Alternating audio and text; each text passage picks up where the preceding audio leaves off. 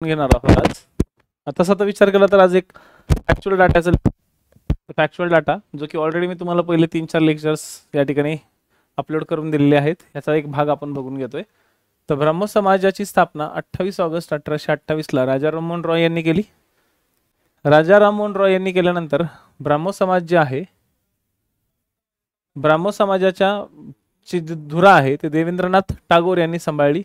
त्यांचं म्हणणं होतं की बंगालपुरताच ब्राह्मो समाज असला पाहिजे, पण यांच्यामध्ये एक दुसरा प्रवाह सुरू झाला केशवचंद्र सेन यांचा, ज्यांचं म्हणणं होतं भारतभर प्रसार असला पाहिजे. याच्यातूनच ब्राह्मो समाजात फूट पडली. काय पडली? ब्राह्मो समाजामध्ये एक मोठी फूट पडली, ज्या फुटीतून केशवचंद्र सेन आणि टागोर यांच्या दोन शाखा निघाल्या. तर टागोर यांची जी शाखा होती ती होती आदि ब्राह्मो समाज. आदि ब्राह्मो समाज. आणि केशवचंद्र सेन, ठीक आहे, केशवचंद्र सेन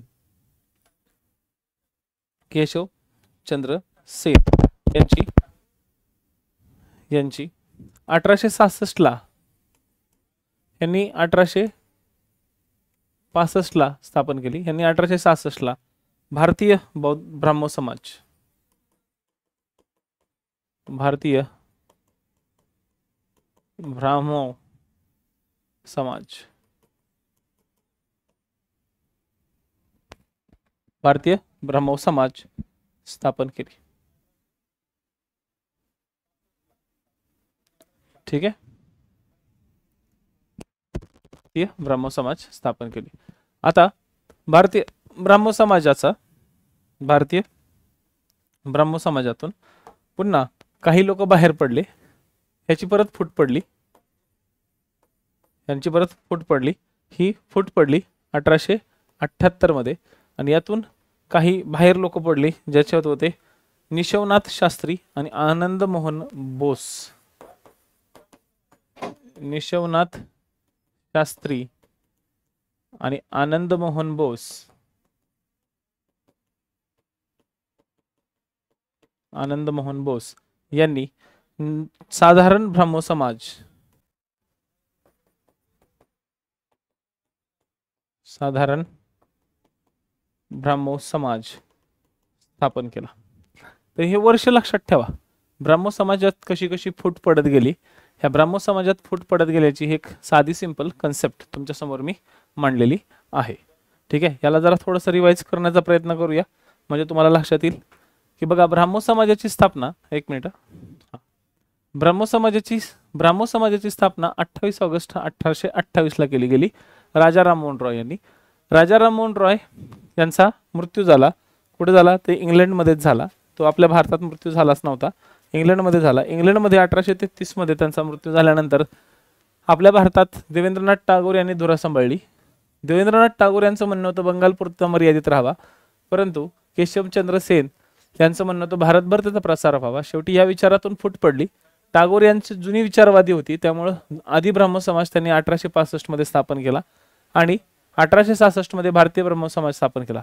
परंतु केशवचंद्र सेन हे जशी वृत्ती, जसे बोलतात तसं करत नाहीत, या दृष्टिकोनातून त्यांच्यापासून नाराज झालेले जे कार्यकर्ते होते, ज्यामध्ये निशवनाथ शास्त्री आणि आनंद मोहन बोस यांनी साधारण ब्राह्मो समाजाची स्थापना 1878 मध्ये कंप्लीट केली.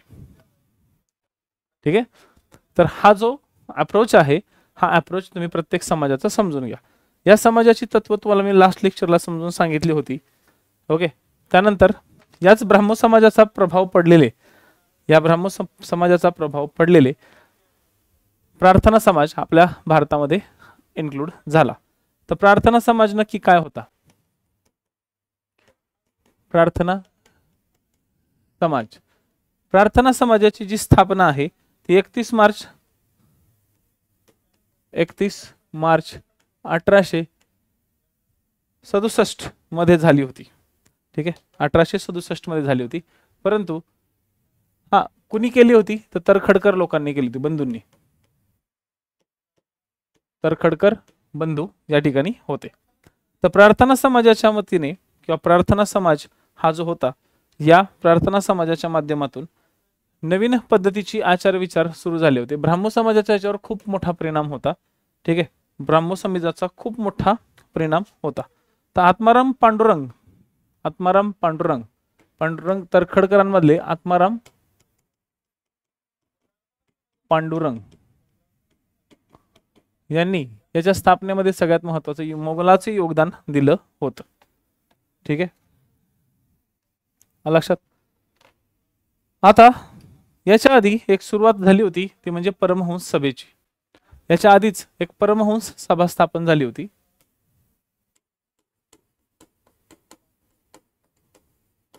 जी स्थापन झाली होती 31 जुलै 1849 मध्ये. ओके, तिथं होते दादोबा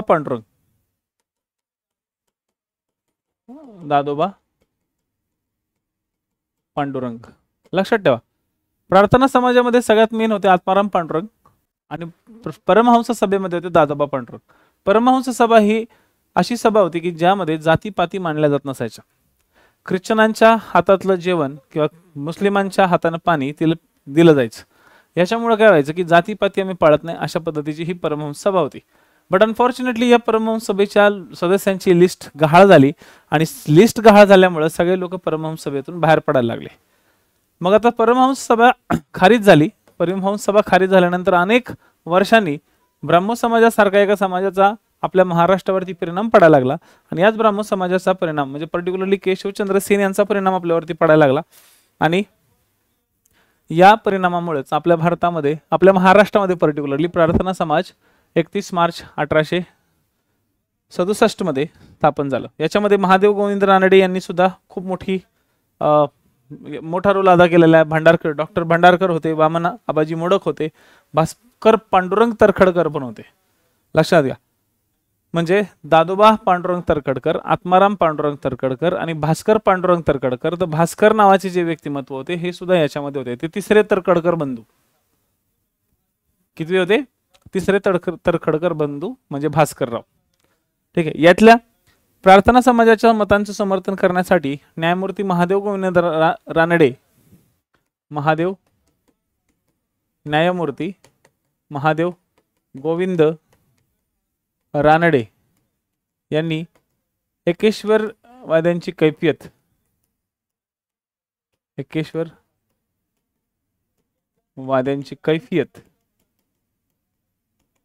हे बुक लिहिलं होतं. एकेश्वरवाद्यांची कैफियत हा ग्रंथ त्यांनी लिहिला होता. प्रार्थना समाजातून अनेक मोठे मोठे समाजसुधारक आपल्या भारतामध्ये किंवा महाराष्ट्रात घडलेले होते. आता या सगळ्याच प्रार्थना समाजाच्या तत्वावरती किंवा या तत्वांना विरोध म्हणून आपल्या महाराष्ट्रात आणखी एक समाज सुरू झाला. तो म्हणजे महात्मा ज्योतिबा फुले यांनी सुरू केलेला सत्यशोधक समाज. या संदर्भातलं लेक्चर सुद्धा तुमचं मी घेतलेलं आहे. नेक्स्ट तयार झाला सत्यशोधक समाज. आपण एक फक्त फॅक्च्युअल डाटा कव्हर करण्याचा प्रयत्न करणार आहोत या लेक्चरमध्ये. ऑलरेडी याचे सगळे रेकॉर्डेड लेक्चर्स मी तुम्हाला अपलोड करून दिलेले आहेत. ठीक आहे, म्हणजे कसं की तुम्हाला एक आजच्या लेक्चरमधून एक ऑल ओव्हर एक असा डाटा लक्षात येईल की हा बाबा एवढे एवढे समाज आपल्याला चांगले करायचे. ह्याच्यावरती आपल्याला एक प्रश्न येणार आहे, कारण की याच्यानंतर उद्यापासून आपण लगेच पुढच्या टप्प्यामध्ये शिरतोय. तो म्हणजे 1885 मध्ये सुरू झालेली जी काँग्रेसची रचना वगैरे होती तो भाग. आणि महाराष्ट्राचा इतिहास तुमचा सेपरेट नंतर परत होणार आहे वैयक्तिक. ठीक आहे, तुमचा एक सिस्टमॅटिकली एक वैयक्तिक होणार आहे. तर त्यावेळेस आपण तो भाग कव्हर करायचा प्रयत्न करू. तर सत्यशोधक समाज 24 सप्टेंबर 1873 ला आला. 24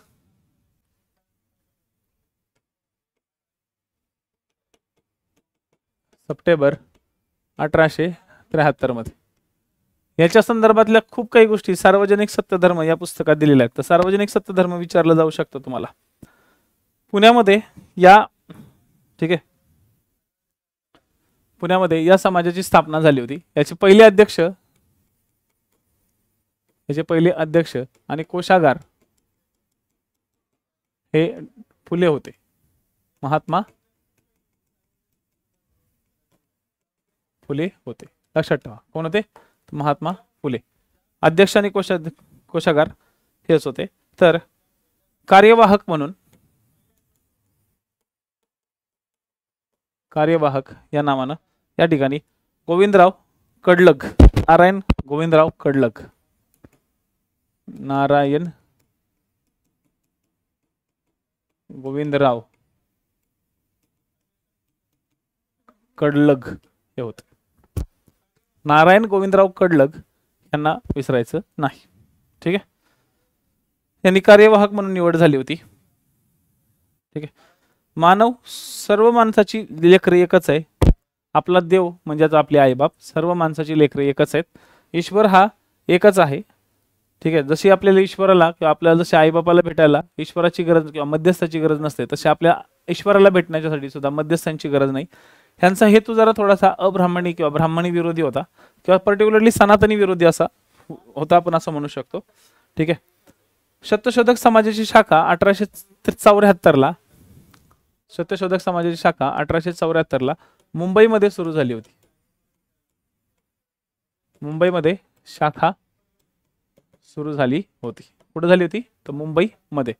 तर मुंबईमध्ये जी शाखा सुरू झाली, या मुंबईच्या शाखेला किंवा आपण म्हणू शकतो कृष्णराव, त्यांचे एक मित्र होते कृष्णराव, यांच्या विनंतीवरून त्यांनी सुरू केलेली होती. सत्यशोधक समाजातला पहिला विवाह 25 डिसेंबर 1873ला झाला. फर्स्ट विवाह, पहिला जो विवाह होता सत्यशोधक समाजाचा तो झाला होता 25 डिसेंबर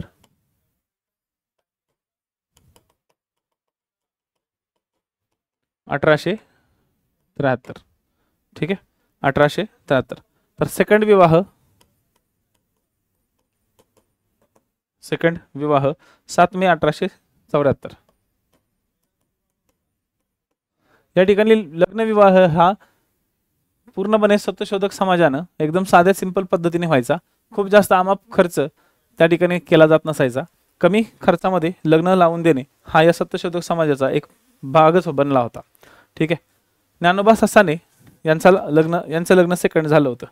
तर सीताराम अल्हाट, ओके, अल्हाट यांचा पहिला विवाह, अल्हाट आणि ससानी अशा दोन लोकांचा विवाह झाला होता. अल्हाटचा आणि राधाबाई यांचा. आणि इकडे ओके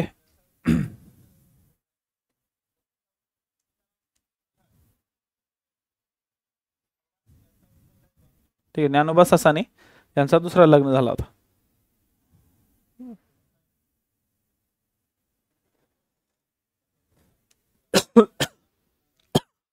हे विवाह म्हणजे ब्राह्मण पुरोहिताशिवाय होणारे लग्न अशा पद्धतीने एक सनसनाटी न्यूज बनवली होती. ब्राह्मण पुरोहित नव्हताच ना, लग्न ब्राह्मण पुरोहिताशिवाय होत नाही आणि हे लग्न सगळे ब्राह्मण पुरोहिताशिवाय व्हायचे. त्याच्यामुळे ह्या लग्नाला कुठेतरी एक आधार नसल्यासारखा म्हणजे ब्राह्मण लोकांनी खूप मोठा विरोध केला होता. तर सत्यशोधक समाजांमध्ये महत्त्वाचे जे काही योगदानी लोक होते त्यामध्ये कृष्णराव पांडुरंग भालेकर हे सुद्धा होते. ठीक आहे, आता हा भाग आपल्याला सगळा महाराष्ट्राच्या रिलेटेड आहे. तर महाराष्ट्राच्या रिलेटेड ह्याला आपण नंतर समजून घेऊ. त्यानंतर येतो आर्य समाज. 10 एप्रिल 1875 आर्य समाज. आर्य समाज जो आहे तो 10 एप्रिल 1875 मध्ये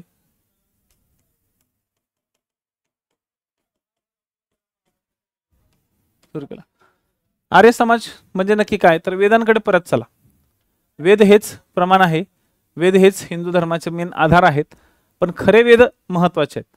वेदांमध्ये सांगत आलेले जे काही न्यासंग आहेत किंवा जे काही घटक तयार केलेले आहेत हे सगळे मानव निर्मित आहेत. पण मूळतः जे वेद आहेत हे मूळ वेद हे ईश्वर रचित असावेत. आणि ह्या वेदांमध्ये सांगितलेला जो अर्थ आहे त्या अर्थाला सर्वसामान्यांपर्यंत हिंदी भाषेत पोहोचवण्याचं काम या आर्य समाजाने केलं. आर्य समाजाचं जे करता धरता होते, या समाजाची जी स्थापना होती ती स्वामी दयानंद सरस्वती यांनी केली होती. याचे जे संस्थापक होते हे स्वामी दयानंद सरस्वती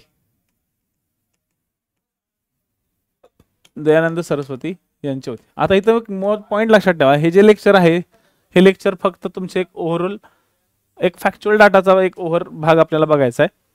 ऑलरेडी तुम्हाला 4 लेक्चर अपलोड करून दिलेले आहेत 4 तासाचे. बिंदास पहा, खूप डिटेल गोष्टी तिथे मी शिकवलेल्या आहेत.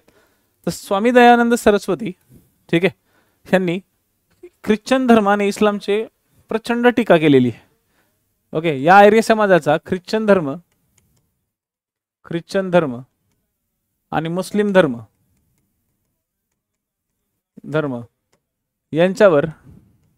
यांवर टीका केलेली आहे आणि या धर्मातून हिंदू धर्मात परत आणा. ओके, हिंदू धर्मात परत आणण्याची प्रक्रिया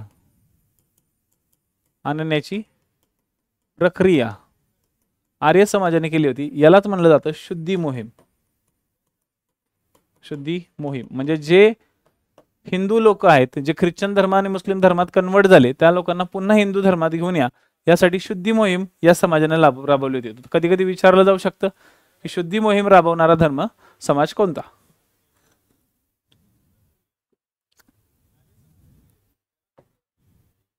ठीक आहे, यांचा जन्म टंकारा संस्थानात मोरवी गावी, ठीक आहे, मोरवी गावी झाला होता. ठीक आहे, यांची जी स्थापना त्यांनी केली ती केली होती मुंबईला. यांचं सगळ्यात पहिले हेडक्वार्टर जे होतं हे होतं मुंबई. परंतु मुंबईमध्ये प्रचंड मोठ्या प्रमाणात सनातनी लोकांचा त्रास व्हायला लागला, म्हणून ह्यांनी नंतर आपलं बिराड हे लाहोरच्या बाजूला सरकवलं आणि मग ते लाहोर पंजाबच्या साईडला जाऊन स्थायिक झाले. ठीक आहे, यांची तत्व साधी सिंपल होती की परमेश्वर हाच संपूर्ण विश्वाचा निर्माता आहे, पालनकर्ता आहे. त्यानंतर वेद हे ईश्वरापासून निर्माण झालेले आहेत, याच्यात सर्वच ज्ञानाचा उगम आहे. वेद हे ईश्वर निर्मित आहे. म्हणजे बघा, आर्य समाज हा वेदांना ईश्वर निर्मित म्हणतो, तर प्रार्थना समाज किंवा आपला जो सत्यशोधक समाज आहे हा ईश्वर निर्मित नाही असं म्हणतो. ठीक आहे, तर आर्य समाजाचे तत्व आणि थोडेसे सत्यशोधक समाजाचे तत्व हे थोडेसे मिसमॅच होतात.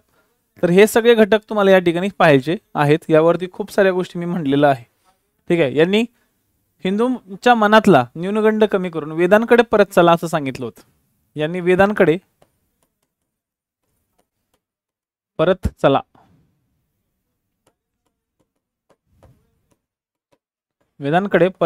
असं सांगितलं होतं.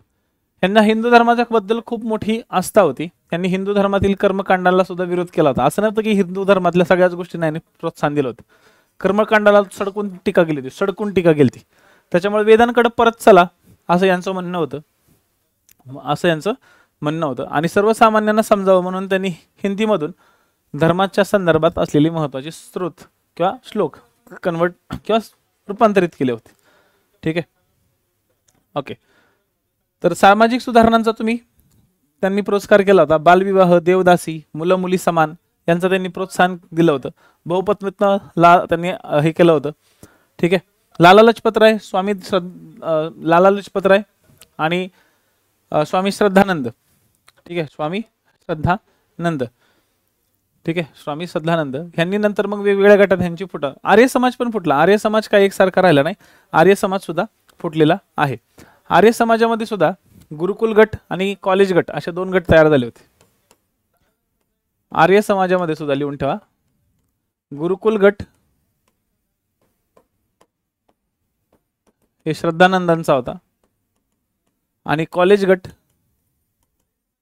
हा लाला लजपत राय यांचा होता.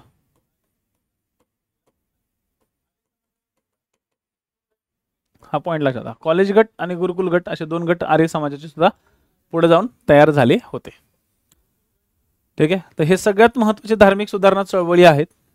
ठीक आहे, मी तुम्हाला रामकृष्ण मिशन, थिओसॉफिकल सोसायटी या संदर्भातल्या सगळ्या मिशन्स तुम्हाला समजून सांगितल्या होत्या. आता मुस्लिम धर्मातल्या काही चळवळी ज्या आहेत, ह्या मुस्लिम धर्मातल्या चळवळी थोड्याशा बघण्याचा प्रयत्न आपण केला तर बेटर राहील. तर मुस्लिम धर्माच्या सुधारणा,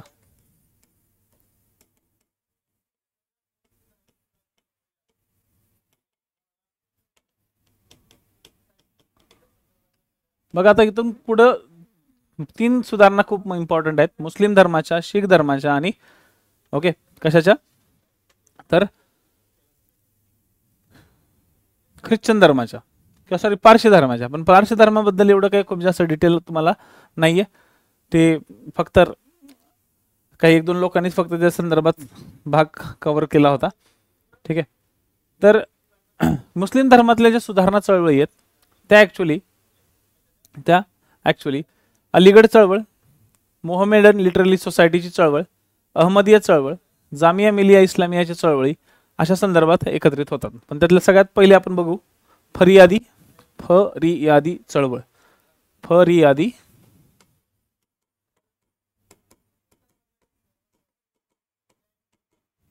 चळवळ ही फरीदपूर बंगालमधून सुरू झाली होती.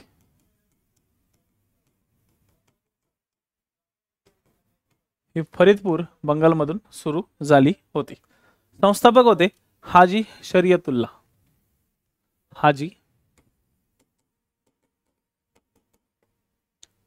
हाजी शरीयतुल्ला यांनी याची स्थापना केली होती. ठीक आहे. धार्मिक सुधारणा म्हणजे बंगालच्या मुस्लिमांमधील रूढीवादी किंवा जुन्या जाचक परंपरा नष्ट करणे. ओके, नष्ट करणे हा यामागचा सगळ्यात महत्त्वाचा उद्देश होता. बंगालच्या मुस्लिमांमधील रूढीवादी जाचक किंवा जुन्या जाचक परंपरा नष्ट करणे हा याचा उद्देश होता. ठीक आहे, लक्षात गेलं, पॉइंट लक्षात आलं का? 1857 मध्ये हा थोडासा ऍक्टिव्ह फरियादी चळवळीतला भाग होता. स्पेशली हाजी शरीयतुल्ला यांचा मुलगा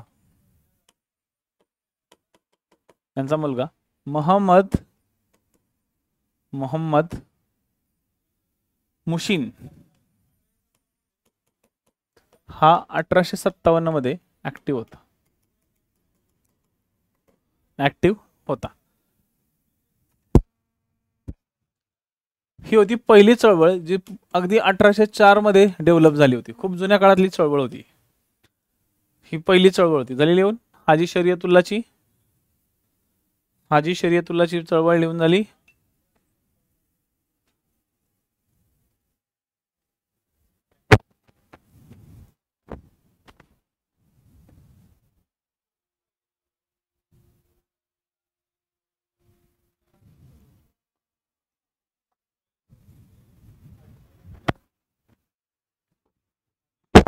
ठीक आहे, फरियादी चळवळ. दुसरी होती वहाबी चळवळ. याबद्दल पण मी तुम्हाला एक रेकॉर्डेड दिलंच. वहाबी चळवळ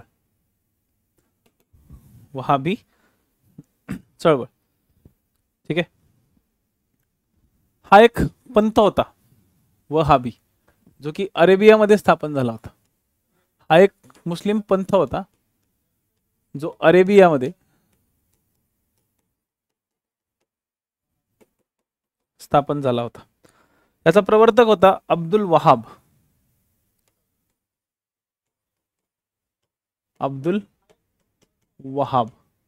या अब्दुल वहाबने या पंथाची सुरुवात केली होती. ठीक आहे. इस्लामची खरी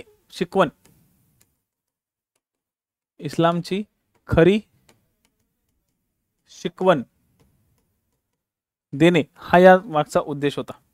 ठीक आहे, लक्षात. याला सौदी अरेबियाचा पाठिंबा होता.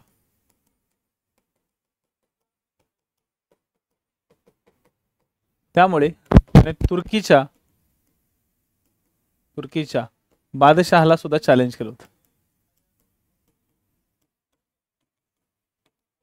त्याने तुर्कीच्या बादशहाला चॅलेंज केलं होतं. एवढा जबरदस्त पॉवर असलेला हा अब्दुल वहाब होता. ठीक आहे. आता ही भारतात कशी आली?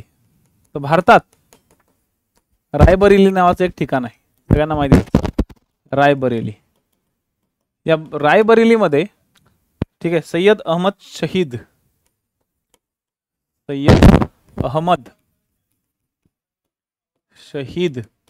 नावाचा एक व्यक्ती होता. या व्यक्तीने वहाबी पंथ ठीक आहे वहाबी पंथ म्हणजे स्वतःला इस्लामचा एक दूत जाहीर करून भारतात वहाबी पंथ सुरू केला. वहाबी पंथ काय केला? सुरू केला. त्याने अनेक ठिकाणी भेटी द्यायला सुरुवात केल्या. ठीक आहे, अनेक ठिकाणी त्यांनी भेटी देण्यास सुरुवात केल्या. ओके, तो एक अवतार आहे. ओके, अवतार आहे, तो एक खलिफा आहे असं त्याने स्वतःला एक जाहीर केलं. तो एक अवतार आहे, तो एक खलिफा आहे. अवतार खलिफा म्हणजे त्यांनी स्वतःला खूप मोठं करायचा प्रयत्न केला. कलकत्ता, मुंबई, मद्रास अशा ठिकाणी त्यांनी मोठ्या मोठ्या सभा घेतल्या. पटना सारख्या ठिकाणी त्यांनी स्वतःचा एक भाग बनवला. सिताना येथे मुख्य केंद्र बनवलं. ठीक आहे, सिताना यानं सिताना येथे काय केलं? एक मुख्य केंद्र बनवलं आणि विशेष म्हणजे स्वतःचं लष्कर पण डेव्हलप केलं. लेखाचा एकदम पिसाळ्यासारखाच करायला लागला. त्याने काय केलं? स्वतःचं एक लष्कर तयार केलं. ठीक आहे, त्याने सिताना येथे स्वतःचं एक लष्कर बनवलं आणि लष्कराचा जो प्रमुख होता, लष्कर बनवलं बरं का, आणि त्याचा जो प्रमुख होता हा इनायत अली होता. इनायत अली. ठीक आहे, आता ह्यांनी काय केलं? ह्यांनी विचार असा केला की मुस्लिम मांच्या विरुद्ध असलेल्या काफिरांचा, मुस्लिमांच्या विरुद्ध असलेल्या सर्व काफिरांचा नायनाट करणे.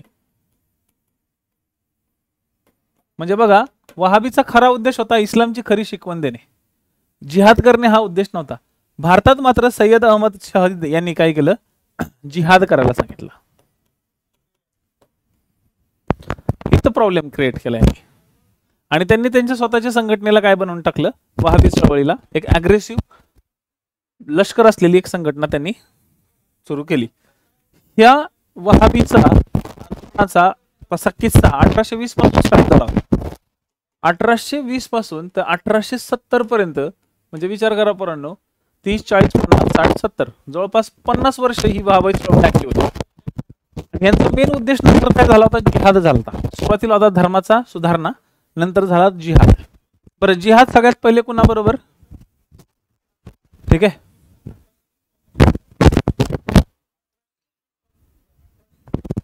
खलिफा म्हणजे धर्मगुरू.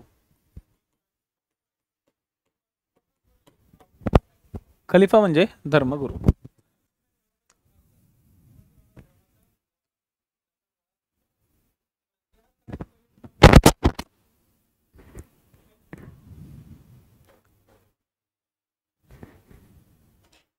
लक्षात, जिहाद पुकारला. आता जिहाद म्हणजे काय? जिहाद म्हणजे धर्माचं रक्षण करण्यासाठी केलं जाणारं युद्ध.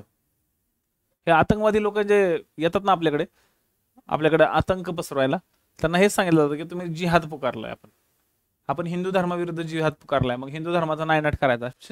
पॉसिबल नाहीये. इस्लाम मध्ये कुठं जिहाद सांगितलं नाहीये. जिहाद कधी सांगितलंय? ज्यावेळेस त्यांच्या धर्मावर संकट येतं त्यावेळेस तुम्ही जिहाद करा, विनाकारण दुसऱ्यांना चिमटे कशाला काढायचे. जिहाद तेव्हा केला जातो ज्यावेळेस तुमच्या धर्मावर संकट आहे. आता कुणाच्या धर्मावर संकट आहे का? तसं आपल्या भारतामध्ये आपली भारतीय राज्यघटनेने सर्व धर्म सहिष्णुता दाखवली. कुठं आहे का धर्म संकट कशावर केलेलं? नाही ना. सिंपल गोष्ट आहे. त्याच्यामुळे आपल्या भारतामध्ये जिहाद हा शब्द खूप चुकीच्या पद्धतीने घेतला जातो, चुकीच्या पद्धतीने सांगितला जातो. पण ऍक्च्युअली जिहाद हा शब्द इस्लाममध्ये वेगळ्या अर्थाने घेतला जातो. खरा इस्लाम जो आहे ह्याच्यामध्ये जिहाद याचा अर्थ धर्माचं संरक्षण करण्यासाठी केलं जाणारं युद्ध. ठीक आहे, असो. तर आता बघा, या जिहाद चळवळीमुळे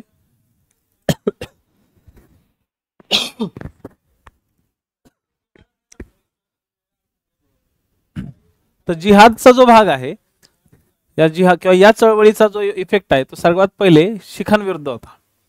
नंतर, कारण की पंजाबच्या एरियामध्ये अरबिस्तानकडनं, अरब लोकांकडनं सगळ्यात पहिले जर भारतात यायचं म्हणलं तर सगळ्यात पहिले त्यांना शिखच भेटायचे. तर पहिले हे शीख विरोधी होते. ठीक आहे, नंतर ते कुठले विरोधी झाले?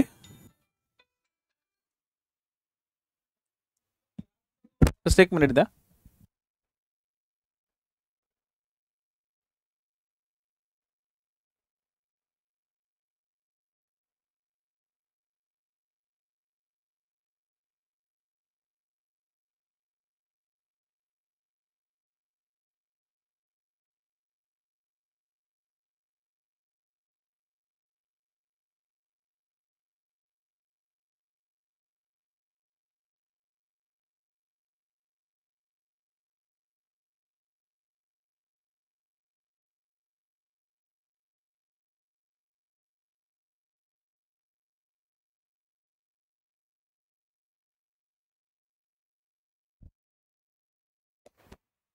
ओके चला. तर मुस्लिमांच्या विरुद्ध किंवा सॉरी मुस्लिमांनी सगळ्यात पहिले काय केलं तर शिखांच्या विरुद्ध ह्या सिस्टीम सुरू केली होती आणि शिखांच्या नंतर ही ख्रिश्चन विरोधी झाली आणि ख्रिश्चन विरोधी नंतर ही हिंदू विरोधी बनली. म्हणजे ह्याच्यामध्ये जिहाद हा वेगवेगळ्या धर्मांविरुद्ध पुकारला गेला आणि त्याच्यामुळे वहाबी आंदोलन नंतर पूर्ण अगदी बंदच पडून टाकलं, बंदच गेलं. अगदी मुस्लिमही पागल झालते ह्यांच्या मागे लागून, कारण की ह्यांना एक फोकसच नव्हता. विरोध नक्की कुणाला करायचा ना हे त्यांना माहितीच नव्हतं, त्याच्यामुळे सगळा प्रॉब्लेम झाला होता. मग ठीक आहे, मग ह्याच्यातनं काही लोक बाहेर पडायला लागली. मग वहाबीतूनच काही लोक जे बाहेर पडली, ठीक आहे,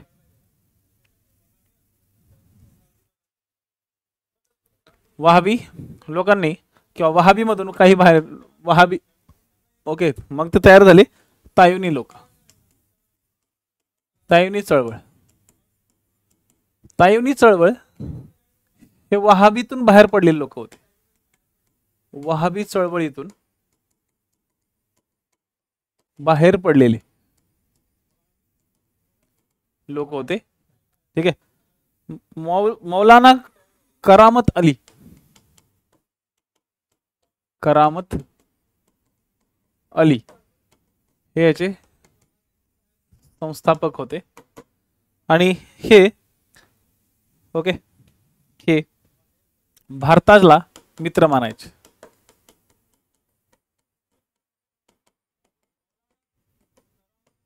भारताला मित्र मानायचे तर फरियादी चळवळ भारताला दुश्मन मानायचे.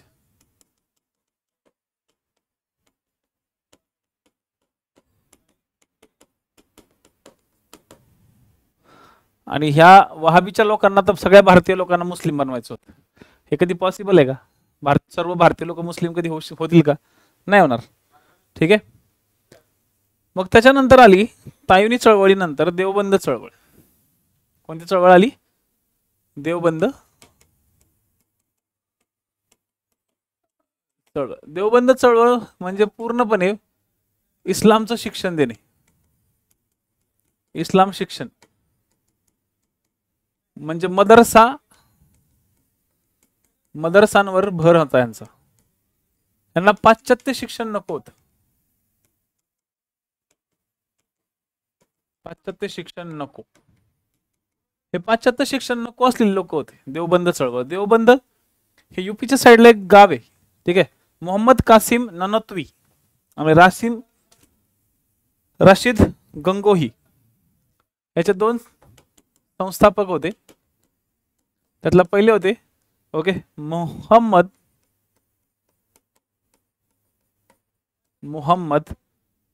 ननोत्वी आणि रशीद गंगोही. रशीद गंगोही हे दोन लोक होते. ठीक आहे, लक्षात. कुराणचे शिक्षण देणे ओके, जो सगळ्यात पवित्र ग्रंथ त्यांचा आहे असं कुराण, या कुराणचं शिक्षण लोकांपर्यंत पोहोचवणे, लोकांपर्यंत म्हणजे मुस्लिमांपर्यंत देणे, कुराणच्या गोष्टी त्यांना क्लिअर करून देणे. ओके, त्यानंतर परकीय शासकांविरुद्धची भावना निर्माण करणे, म्हणजे यांना इंग्रजांचा राग होता. हे इंग्रज विरोधी होते, हे इंग्रज विरोधी होते आणि काँग्रेसला पाठिंबा देणारे होते. पुढे काँग्रेसला यांनी पाठिंबा दिला होता. हे नशीब, काँग्रेसला काय केला होता? पाठिंबा दिला होता, दणकून पाठिंबा दिला होता. पण हे थोडेसे जुन्या विचाराचे होते. ठीक आहे, हे थोडेसे काय होते? परकीय विचारसरणीचे होते. परकीय म्हणजे सगळी जुनी विचारसरणी होती, जरा थोडीशी ओल्ड मॉडेलची सेटअप होता. यांच्याद्वारे उर्दू ए मौला आणि अखवत ही पत्र चालवले जायचे. एवढं मॅटर नाही करत. देवबंद चळवळ तशी आपल्याला पुढे 1885च्या काळात शिकायची आणि त्याच्यानंतर जी डेव्हलप झाली ती म्हणजे सर सय्यद अहमद खान यांची अलीगड चळवळ 1875 मध्ये. आता हे 1875 मध्ये स्थापन झालेली अलीगडमध्ये अलीगड चळवळ तर सय्यद अहमद खान यांनी ही डेव्हलप केली होती 1875 मध्ये. अलीगड चळवळ सर सय्यद अहमद खान. तर सर सय्यद अहमद खान यांचा विचार होता पाश्चात्य शिक्षण मुस्लिमांना देणे, पाश्चात्य शिक्षण देणे. म्हणजे बघा, पाश्चात्य शिक्षण नको हे म्हणणारे देवबंद चळवळ आणि पाश्चात्य शिक्षण द्या असे म्हणणारे अलीगड चळवळ. मुस्लिमांमध्ये सुद्धा दोन विचार होते, एक डेव्हलप व्हायचे आणि एक पारंपरिक कुराण पद्धतीनेच राहायचे. कुराण शरीकलाच आपलं मेन पुस्तक मानायचं. ठीक आहे. यांनी इंग्रजांना सपोर्ट केला होता, त्यांनी इंग्रजांना पाठिंबा दिला तर काँग्रेसला विरोध केला.